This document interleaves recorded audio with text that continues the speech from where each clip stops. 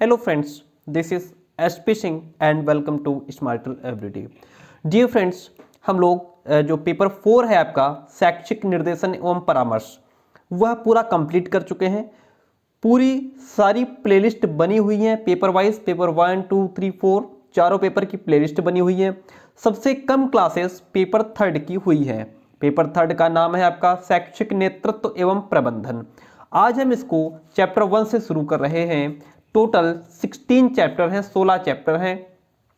आज हम 2 से 3 चैप्टर खत्म करने का प्रयास करेंगे। यह वन लाइनर क्वेश्चंस हैं, आप इनको भी पढ़ते रहिए और इसके बाद मैं डिस्क्रिप्टिव टाइप भी करा दूंगा।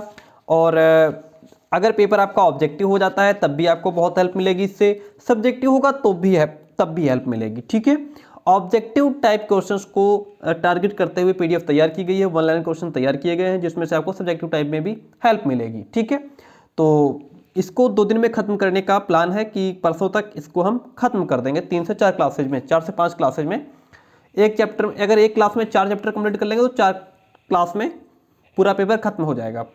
ज़्यादा से ज़्यादा पढ़ने का प्रयास करेंगे और आप लोग भी अपनी प्रेजेंट बनाए रखें अपने दोस्तों तक, कॉलेज ग्रुप में, जहाँ जहाँ हो सके क्लासेज को शेयर करें। चलिए शुरू करते हैं। पहला चैप्टर है शैक्षिक नेतृत्व का अर्थ एवं प्रकार।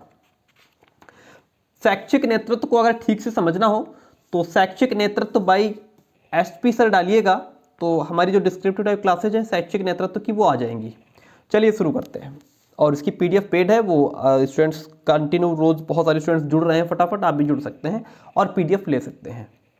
सिर्फ व्हाट्सएप के माध्यम से ही पीडीएफ प्रोवाइड कराई जाती है। हार्ड कॉपी के लिए स्टूडेंट कहते हैं लेकिन हार्ड कॉपी मैं नहीं प्रोवाइड करा सकता। पहला चैप्टर है आपका फर्स्ट, शैक्षिक नेतृत्व का अर्थ एवं प्रकार। देखिए, नेतृत्व होता क्या है? नेतृत्व शब्द अंग्रेजी के लीडरशिप का हिंदी रूपांतरण है। अंग्रेजी का एक वर्ड है लीडरशिप, जिसका अर्थ हिंदी में होता है नेतृत्व करना। नेतृत्व का मतलब क्या होता है? आगे आगे चलना, यानी कि जो गिरोह का मालिक होता है, गिरोह तो एक वो अलग वर्ड हो गया, समूह कह लीजिए, है ना। गिरोह में तो चोर डकैत आ जाते हैं मोस्टली। तो जो समूह होता है उसमें जो समूह का नेता होता है वह पूरे समूह का नेतृत्व करता है। ठीक है, नेतृत्व व्यवहार का वह ढंग है जिसमें एक व्यक्ति दूसरे के व्यवहार से प्रभावित न होकर के अपने व्यवहार से दूसरे को प्रभावित कर लेता है। यानी कि जो समूह का मालिक होता है वह दूसरों से प्रभावित नहीं होता है बल्कि अपने व्यवहार से सबको प्रभावित कर लेता है और जैसे वो कहता है वैसे पूरा समूह चलने को तैयार रहता है। चेस्टर बर्नार्ड कहते हैं कि नेतृत्व वह व्यवहारगत गुण है जिससे वह अन्य व्यक्तियों या उनकी क्रियाओं को निर्देशित करता है। अन्य व्यक्तियों को निर्देशित करता है कि यह काम कैसे करना है, इस समस्या को कैसे हल करना है या इस सिचुएशन को कैसे सॉल्व करना है, उनको निर्देशित करता है या उन एक्टिविटीज को निर्देशित करना है कि इस काम को ऐसे करो, इस काम को ऐसे नहीं ऐसे करो। यही निर्देशन है, नेतृत्व है। नेतृत्व व्यक्ति के समूह को निश्चित दिशा में ले जाने का साधन है। यानी कि किसी भी अगर कोई पार्टी है, उस पार्टी का कोई नेता होता है तो वह उस पार्टी को सही दिशा में ले जाने का प्रयास करता है ना। तो या कोई समूह का कोई मालिक होता है तो वो अपने समूह को एक निश्चित दिशा में सही डायरेक्शन में ले जाने का एक साधन होता है। कौन? जो नेतृत्व करता है वह। ठीक है, चलिए, तो ये जो परिभाषा है वो मार्टिन एम ब्रॉडबेल ने दी है। अगर पेपर ऑब्जेक्टिव होता तो उसमें बहुत मोस्टली ये पूछता है कि ये परिभाषा किसने दी है, वो परिभाषा किसने दी है, तो ये मार्टिन एम ब्रॉडबेल ने दी है। नेतृत्व के 3 प्रकार किसके द्वारा बताए गए हैं? तो नेतृत्व के 3 प्रकार फॉलेट के अनुसार बताए गए हैं। किसने बताए हैं? फॉलेट ने बताए हैं कौन कौन से वो 3 प्रकार? वो 3 प्रकार हैं। एक तो व्यक्ति जनित नेतृत्व होता है, दूसरा पद, जो पद के आधार पर दिया जाता है, तुम्हारा ये पद है, तुम्हारा ये पद है, तो पद जनित नेतृत्व होता है। कार्य के आधार पर जो नेतृत्व किया जाता है कार्य जनित नेतृत्व होता है। ठीक है, तो नेतृत्व के 3 प्रकार होते हैं, व्यक्ति जनित नेतृत्व, पद जनित नेतृत्व, कार्य जनित नेतृत्व। ठीक है, चलिए आगे बढ़ जाते हैं। नेतृत्व को 7 वर्गों में किसके द्वारा विभक्त किया गया है? तो नेतृत्व को 7 वर्गों में बांटने का काम करते हैं किम्बल यंग। कौन करते हैं? Kimbal young. नेक्स्ट पॉइंट है हमारे सामने, प्रजातांत्रिक नेतृत्व क्या होता है? अगर क्वेश्चन आ जाता है तो प्रजातांत्रिक नेतृत्व वह नेतृत्व होता है जिसमें नेता अपने निर्णय सभी या अधिकांश सदस्यों के परामर्श से लेता है। देखिए, प्रजातांत्रिक नेतृत्व वह होता है जिसमें जो नेता होता है वह अपने समूह के सदस्यों से बैठ करके मीटिंग करता है, सलाह लेता है कि भाई अब आगे क्या काम करना है, क्या प्रोसीजर है, क्या उसका उद्देश्य है ना। बैठ के जो सलाह मशवरा किया जाता है उसमें प्रजातांत्रिक नेतृत्व होता है। ठीक है, प्रजातांत्रिक नेतृत्व वह होता है जिसमें जो नेता होता है समूह का, जो मालिक होता है, वह अपने निर्णय कैसे लेता है, सदस्यों के परामर्श से, सदस्यों से सलाह मशवरा करके। प्रजातांत्रिक नेतृत्व के विपरीत कौन सा नेतृत्व लेता होता है, वो होता है निरंकुशवादी नेतृत्व। अगर प्रजातांत्रिक के ठीक विपरीत बात करें तो एक होता है निरंकुशवादी नेतृत्व। तो आपने प्रजातांत्रिक नेतृत्व समझ लिया, अब मैं बताता हूं निरंकुशवादी नेतृत्व क्या होता है। निरंकुशवादी नेतृत्व वह होता है जिसमें नेता सिर्फ अपने मन की करता है, किसी से कोई सलाह मशवरा, कोई किसी की राय नहीं लेता, बैठ करके कोई मीटिंग नहीं होती, कुछ नहीं, वह इसमें खुद अपने आप निर्णय लेता है और बाकी लोग उसके पीछे चलते हैं। ठीक है, इसमें वो किसी की सुनता नहीं है, निरंकुशवादी नेतृत्व है उसका वो, जो कि जस्ट प्रजातांत्रिक के अपोजिट है।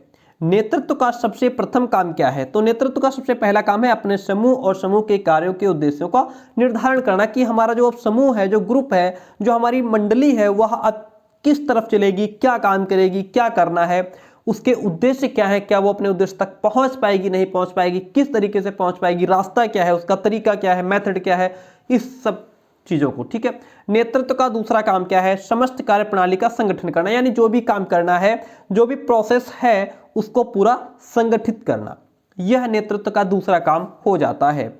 नेता के रूप में छात्रों को अध्ययन करने हेतु प्रेरणा कौन देता है, तो नेता के रूप में छात्रों को अध्ययन करने की प्रेरणा शिक्षक देता है, अध्यापक देता है। प्रधानाध्यापक, प्रधानाचार्य, प्राचार्य, कुलपति, प्रशासक के रूप में शैक्षिक संस्थाओं को शैक्षिक नेतृत्व प्रदान करता है। आपके कॉलेज को कौन नेतृत्व प्रदान कर रहा है, आपके कॉलेज को प्रधानाध्यापक, या यूं कहें कि आपके कॉलेज के जो प्राचार्य जी हैं वह आपके कॉलेज को, इंस्टीट्यूशन को नेतृत्व प्रदान कर रहे हैं। ठीक है, समझ में आई बात, वह कॉलेज को नेतृत्व प्रदान कर रहे हैं। शैक्षिक नेतृत्व के प्रकार क्या हैं, तो शैक्षिक नेतृत्व के प्रकार, एक तो पद पर आधारित नेतृत्व होता है, व्यक्तित्व पर आधारित नेतृत्व होता है और कार्य पर आधारित नेतृत्व होता है। आगे बढ़ जाते हैं। शैक्षिक नेतृत्व का प्रमुख कार्य संस्था का सुदृढ़ एवं सकारात्मक विजन तैयार करना होता है। शैक्षिक नेतृत्व का जो मेन काम होता है वह होता है इंस्टीट्यूशन को एक सही, सकारात्मक, पॉजिटिविटी और एक मतलब एक उचित दिशा की तरफ ले जाना, उसके लिए एक उचित विजन तैयार करना। ठीक है, नेक्स्ट पॉइंट है हमारे सामने नेतृत्व के सिद्धांत। अब देख लीजिए नेतृत्व के कौन कौन से सिद्धांत हैं। नंबर पहला, अयोग्यता में योग्यता का सिद्धांत। नेतृत्व के सिद्धांत में पहला क्या आता है, अयोग्यता में योग्यता का सिद्धांत। दूसरा है संयोग का सिद्धांत, विलक्षणता का सिद्धांत, संतुलन का सिद्धांत और समूह प्रक्रिया सिद्धांत। यह हमारे नेतृत्व के सिद्धांत हैं। ठीक है, याद रखिएगा। शैक्षिक प्रशासन में नेतृत्व की बात सबसे पहले अमेरिका में उठाई गई।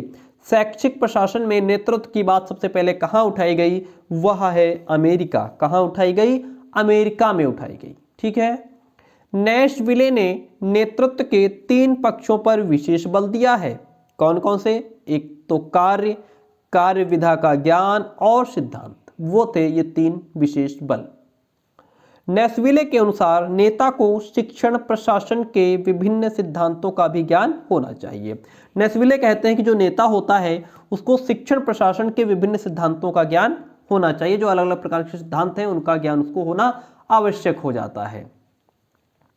नेतृत्व शैली के अनुसार सफल नेतृत्व के 4 तत्व होते हैं। सफल नेतृत्व के 4 तत्व कौन कौन से होते हैं, एक तो नेता, दूसरा अनुयायी, तीसरा संगठन, दूसरा सामाजिक, आर्थिक और राजनीतिक स्थिति। यानी कि नेतृत्व जो शैली होती है उसके अकॉर्डिंग सफल नेतृत्व तभी हो पाता है जब उस नेतृत्व को, जब समूह का नेतृत्व करने वाला नेता अच्छा हो। नेता पर भी डिपेंड करता है कि वह अपने समूह को, संगठन को, अपनी टोली को कहां तक लेकर जाता है, उसके अनुयायी कैसे हैं, उस समूह का संगठन कैसा है, उस समूह की सामाजिक आर्थिक राजनीतिक स्थिति कैसी है, कंडीशन कैसी है ना, यह इन बातों पर निर्भर करता है। नेता ना तो जन्मजात होते हैं और ना ही बनाए जाते हैं, बल्कि नेता जन्मजात गुण तथा परिस्थितियों के संयोग से बन जाते हैं। ठीक है, पॉइंट क्या है, नेता ना तो जन्मजात होते हैं और ना ही बनाए जाते हैं, बल्कि ऐसे थोड़ा हम किसी को उठा करके भी नेता बना दें, चलो भाई तुम बन जाओ नेता। हर एक चीज देखी जाती है, क्वालिटी है ना, उसके अंदर जो कौशल से देखे जाते हैं, स्किल्स देखी जाती हैं, बोलने चालने का ढंग देखा जाता है, बुद्धि देखी जाती है। तो बल्कि नेता जन्मजात गुण और परिस्थितियों के संयोग से खुद ब खुद बन जाते हैं। अभी हम लोग बात कर रहे थे निरंकुशवादी नेतृत्व की, तो वही बात यहाँ पे है, जो सत्तावादी शैली होती है उसमें भी नेता हमेशा निर्णय अकेले ही लेते हैं। हर्बर्ट स्पेंसर का कहना है कि व्यक्ति स्वयं की उपज है, व्यक्ति स्वयं की उपज है, ऐसा कौन कहते हैं, हर्बर्ट स्पेंसर कहते हैं। फील्डर आकस्मिकता सिद्धांत में नेता की प्रभावशीलता को मुख्य माना जाता है। किसमें, फील्डर आकस्मिकता सिद्धांत में नेता की प्रभावशीलता जो होती है उसको मुख्य माना जाता है। पथ लक्ष्य सिद्धांत का नेतृत्व रॉबर्ट हाउस द्वारा विकसित किया गया। किसके द्वारा, रॉबर्ट हाउस के द्वारा। प्रजातांत्रिक नेतृत्व में सर्वोच्च सत्ता एक हाथ में न होकर उसका विकेंद्रीकरण हो जाता है। प्रजातांत्रिक में क्या होता है कि जो नेतृत्व करने वाला जो नेता होता है वह अपने सारे जो डिस्कशन होता है वो सदस्यों से करता है, समूह के सदस्यों से। प्यारे दोस्तों, हम पहुंच गए हैं चैप्टर नंबर 2 पे। ठीक है, तो फर्स्ट चैप्टर तो हमारा 10-11 मिनट में खत्म हुआ है। सेकंड चैप्टर है शिक्षा प्रशासन में संप्रेषण का महत्व। ठीक है, चलिए इसको पढ़ते हैं। शिक्षा प्रशासन में संप्रेषण का क्या महत्व है, जो मैंने फर्स्ट चैप्टर आपको पढ़ा दिया, नेतृत्व, शैक्षिक नेतृत्व का अर्थ एवं प्रकार, आई होप कि आपको समझ आ गया होगा। अब हम पढ़ेंगे चैप्टर ये बस आप इसको ऐसे ही पढ़ लीजिए, बहुत ज़्यादा दिमाग लगाने की जरूरत नहीं है। ठीक है, एक क्लास को 2 बार भी देख लेंगे तो पूरी चीज़ें रट जाएंगी एकदम। और इसके बाद हम लोग सब्जेक्टिव टाइप भी करेंगे, यानी कि आपके दिमाग में कूट कूट के भर देना है। शिक्षा प्रशासन में संप्रेषण का क्या महत्व है। संप्रेषण शब्द अंग्रेजी के कम्युनिकेशन शब्द का हिंदी, आप चाहे अपना सिलेबस उठा लीजिए, अपनी किताब उठा लीजिए, अपना इजी नोट्स उठा लीजिए, उसमें सीरियल वाइज इसी प्रकार से चैप्टर दिए हुए हैं। किताब से मैच करेंगे तो किताब में कुछ एक्स्ट्रा भी होते हैं जो हमारे सिलेबस से बाहर होते हैं। संप्रेषण शब्द अंग्रेजी के कम्युनिकेशन शब्द का हिंदी रूपांतरण है। संप्रेषण का अर्थ होता है विचारों एवं अभिव्यक्तियों का आदान प्रदान। जो अपने विचार होते हैं, जो अपनी अभिव्यक्ति होती है, उसको जब हम किसी के सामने प्रेजेंट करते हैं तो वही सब संप्रेषण कहलाता है। ठीक है, कम्युनिकेशन शब्द की उत्पत्ति लैटिन भाषा के कम्युनिस से मानी जाती है। कम्युनिकेशन शब्द की उत्पत्ति कहाँ से हुई है, तो कम्युनिकेशन शब्द की उत्पत्ति लैटिन भाषा के कम्युनिस से मानी जाती है, जिसका शाब्दिक अर्थ होता है कॉमन या सामान्य। परस्पर एक दूसरे के विचारों तथा भावनाओं में समान स्तर पर भागीदारी रखना ही संप्रेषण कहलाता है, ऐसा एडलर डॉल कहते हैं। कौन कहते हैं, एडलर डॉल। परस्पर एक दूसरे के विचारों और भावनाओं में समान स्तर पर भागीदारी रखना संप्रेषण है, एडलर डॉल ऐसा कहते हैं। मिलेट के अनुसार संप्रेषण को किसी साझे के प्रयोजन की साझा समझ के रूप में परिभाषित किया जा सकता है। टीड कहते हैं संप्रेषण का मूल समान विषयों पर मस्तिष्कों में मेल स्थापित करता है। संप्रेषण एक व्यक्ति से दूसरे तक सूचना एवं समझ का हस्तांतरण है, ऐसा EFL ब्रीच कहते हैं। ठीक है, नेक्स्ट पॉइंट है हमारे सामने, संदेश भेजने वाला संप्रेषक कहलाता है। देखिए इसमें इस चैप्टर में कुछ खास था नहीं तो इसके कुछ कम पॉइंट्स लिखे हुए हैं। संदेश भेजने वाला संप्रेषक कहलाता है जिस संचार में भाषा का प्रयोग होता है उसे शाब्दिक संप्रेषण कहते हैं। शाब्दिक संप्रेषण किसे कहते हैं, जिस संचार में भाषा का प्रयोग होता है उसे शाब्दिक संप्रेषण कहते हैं। जिस संप्रेषण में मौखिक रूप से तथ्यों एवं सूचनाओं का आदान प्रदान होता है मौखिक संप्रेषण कहलाता है। ऐसे संप्रेषण जिसमें सिर्फ ओरली बातचीत होती है, अपनी सूचनाओं को, अपनी बातों को सिर्फ ओरली पहुंचाते हैं, उसको मौखिक संप्रेषण का नाम दिया गया है। स्पर्श भी संप्रेषण का प्रमुख माध्यम है। मात्र स्पर्श के माध्यम से व्यक्ति अपनी भावनाओं, विचारों को अभिव्यक्त करने में सफल हो जाता है। कई बार व्यक्ति सिर्फ संकेत के माध्यम से अपनी बात को कह देता है, तो वह भी एक संप्रेषण का माध्यम है। तो इस चैप्टर में सिर्फ इतने ही पॉइंट्स थे। अब हम पहुंचते हैं नेक्स्ट चैप्टर पे, वह है चैप्टर नंबर 3, दल निर्माण। क्या चैप्टर का नाम है आपका? जो चैप्टर 3 है आपका, आप अपनी बुक देख लीजिए, अपना सिलेबस जो है वो देख लीजिए, दल निर्माण चैप्टर का नाम है। छोटा सा चैप्टर, इसके भी पॉइंट्स कम ही लिखे हुए हैं, ठीक है। चलिए इसको पढ़ लेते हैं। शिक्षा का सबसे छोटा अंश विद्यालय होता है और विद्यालय का प्राथमिक अंग कक्षा हो। ध्यान, पॉइंट टू बी नोटेड, विद्यालय का प्राथमिक अंग किसको कहा गया है? कक्षा को कहा गया है, ठीक है। शिक्षा का सबसे छोटा अंश विद्यालय, शिक्षा का सबसे छोटा अंश कौन होता है? विद्यालय होता है। और विद्यालय का प्राथमिक अंग कक्षा होती है। अध्यापक कक्षा में भावात्मक वातावरण पैदा करता है। आजकल के शैक्षिक सिद्धांतों में प्रणाली सिद्धांत अत्यंत प्रमुख होता है। जो आजकल के जो शैक्षिक सिद्धांत, उसमें किस प्रकार के सिद्धांत अत्यंत महत्वपूर्ण है? प्रणाली सिद्धांत। ग्रिफिथ्स ने प्रणाली को 2 भागों में बांटा है, एक तो खुली प्रणाली और दूसरी बंद प्रणाली। आर्गरिस ने स्कूल को जीवन तंत्र माना है। क्या माना है? जीवन तंत्र। और कहा है कि किसी भी संगठन में परस्पर विश्वास के आधार पर प्रभावशाली वातावरण पैदा हो जाता है। विद्यालय के मुख्य रूप से 3 प्रशासनिक स्तर होते हैं, एक तो प्रशासक प्रधानाचार्य, दूसरा शिक्षक और तीसरा छात्र, ठीक है। आगे बढ़ जाते हैं।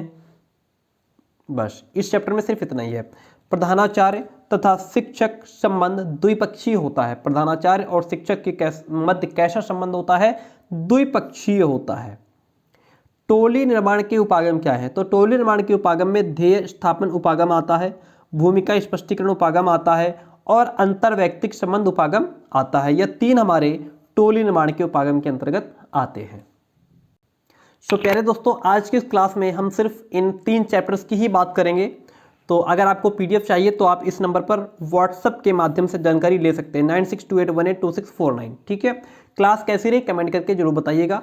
और बहुत सारे लोगों ने, स्टूडेंट्स ने पीडीएफ परचेज की है, और अगर आप भी चाहें तो आप ले सकते हैं। व्हाट्सएप के माध्यम से आपको प्रोवाइड कराई जाती है, कुछ फीस है वो आपको पे करनी होती है। तो चलिए ठीक है, मिलते हैं बहुत जल्दी नेक्स्ट क्लास में।